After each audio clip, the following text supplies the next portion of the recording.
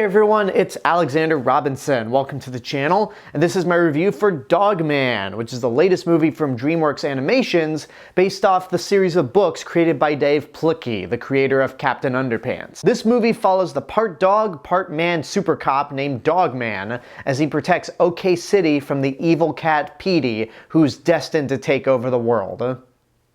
And that's the movie, essentially. When I reviewed the Captain Underpants movie that DreamWorks made back in 2017, I talked about how, growing up, I was a massive fan of those books. Mainly the first 6. By the time the 7th book was coming around, I just moved on to other things and didn't really pay attention to Captain Underpants. So I wasn't aware that the book series ended in 2015 with the 12th book, and that at the end of that book came the creation of Dog Man. And that in itself spun off into a separate series of books in 2016, but the thing about Dog Man is, having read a little bit of it before seeing the movie, is that it's actually written by George Beard and Harold Hutchins, the main characters from the Captain Underpants books. So it's done in that very same style that George and Harold write Captain Underpants comics within the Captain Underpants books. When it comes to this movie though, it definitely looks a lot more clean, as if this wasn't the creation of George and Harold. But I didn't read all of the first book, just a tiny bit to kind of get an understanding of what this character is.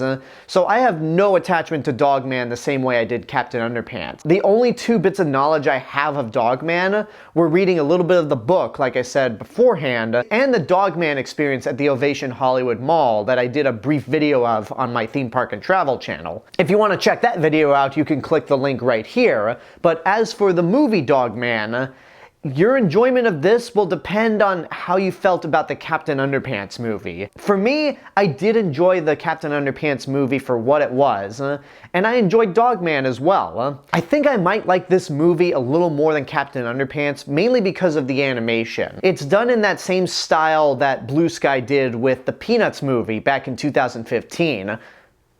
Wow, that movie was 10 years ago. Wow. I love the way this movie is animated because sometimes it'll look like a short film, sometimes it'll look like a foreign movie, but this is the second biggest animation studio in America, DreamWorks. In a way, it made me wish that they'd animated Captain Underpants like this, because that movie did a good job of keeping the same character designs and art style, but you could tell that the animation is very modern. This is that new kind of animation that we're getting with movies like the Peanuts movie, or Into the Spider-Verse and Mutant Mayhem, like I've said so many times on this channel before. As for the rest of the movie, it's very scatterbrained, it definitely has a very quick pace to it, it's consistently chuckle-worthy. There's nothing in this movie that made me laugh out loud, but I did chuckle a handful of times throughout this movie. The voice work is pretty good. Dog Man doesn't actually speak throughout this movie, so instead all of his vocals, whether they be barks, moans, and whatever dogs do, is done by the director Peter Hastings, and I really like how they didn't give Dog Man an actual voice. Everything that you need to know about Dog Man, how he's feeling or what he's thinking, you get through the animation. Pete Davidson is probably the most recognizable voice in this movie as Petey, and he was enjoyable. Little Rel Howery as the Chief made me laugh several times, just because he was that very stereotypical chief of police, and he gets fed up with Dog Man's antics so many times.